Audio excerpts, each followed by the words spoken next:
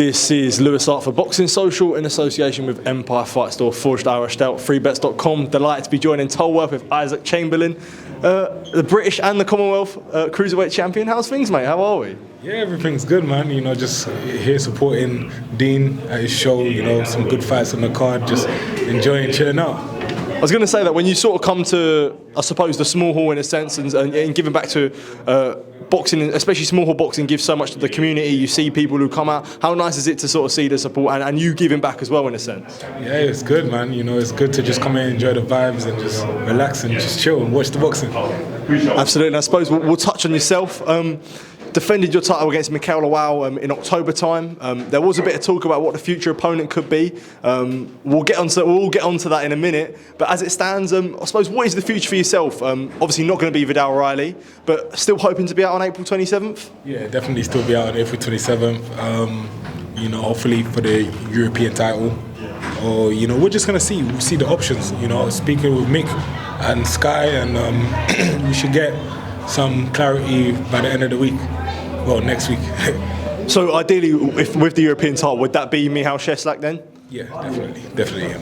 Well, I suppose we will get into the important topic. You yourself and Viddal Riley had a long back and forth about a potential fight. Obviously, it not being Viddal now, and he's obviously fighting Mikael Lawal, who you beat in October. Is it slightly frustrating that you feel like you got your time wasted a little bit? Not really, but just if you want to fight, you got given a date. Now you want to go somewhere else. It kind of looks like he was never really wanting to do the fight, you know. So it's a bit of a time waste, but we just keep it moving, you know. I was going to say that because you obviously wanted the April 27th date.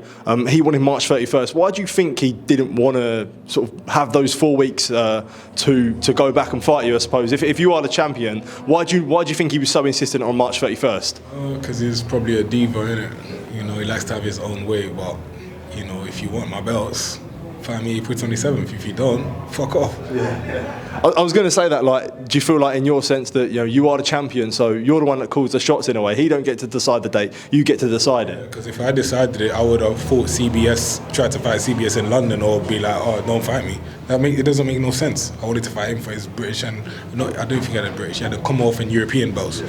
So that's not how it works, do you know what I mean? But well, he has his own way, I have my own way of how to do things, and hopefully we'll see each other soon. I was going to say that, like, do you think that still could be a fight down the line? Because he is obviously fighting Lawal, and whether he does come through that, does it make for a sort of a bigger fight down the line in a sense? Well, it could, but I'm on my own trajectory as well. Do you know what I mean? Like, beating Cieslak puts me top 5 in every governing body. We're on our way to world honours now. So if the fight is still there, it could be, but we're moving up, man. I was going to say that with this Cieslak fight, I suppose for yourself, you don't want to stay at British level for too long. While there'd be big fights there, you do want to push on and be at a level where the level that you believe that you're operating at, whether it be a European and even sort of pushing on to world honours again with a potential Bilham Smith rematch down the line. Yeah, definitely. I would love to fight for a version of the world title and unify against Chris Bilham Smith.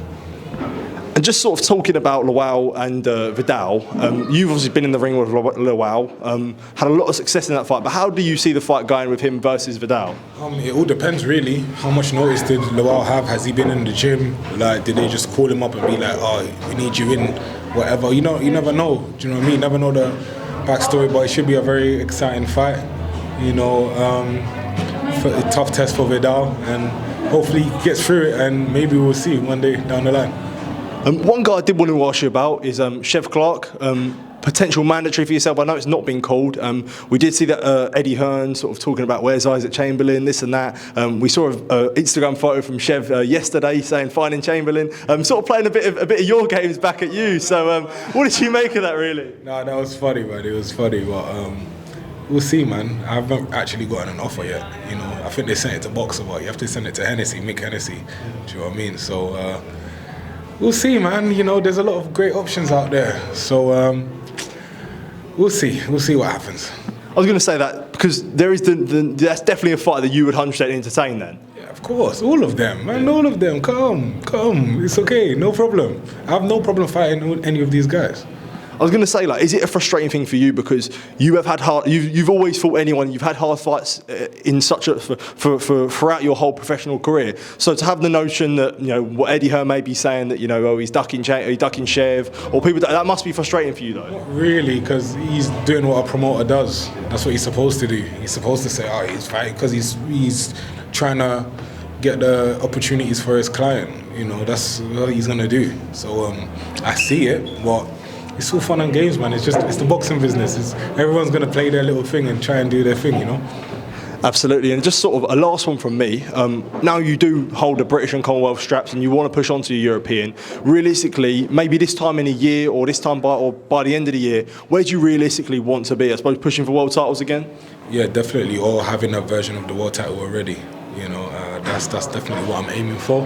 And we'll see, man. Some big things on the horizon. Absolutely, Isaac. Thank you for taking time to speak to me. Really good to catch up with you, and yeah, I'll let you enjoy the rest of the night, mate. So I appreciate it, mate. Thank you, bro. Appreciate it. Cheers.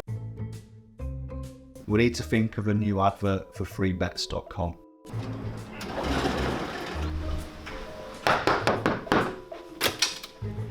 Get your best betting offers from freebets.com. Yeah, that'll do. The following deals are now live.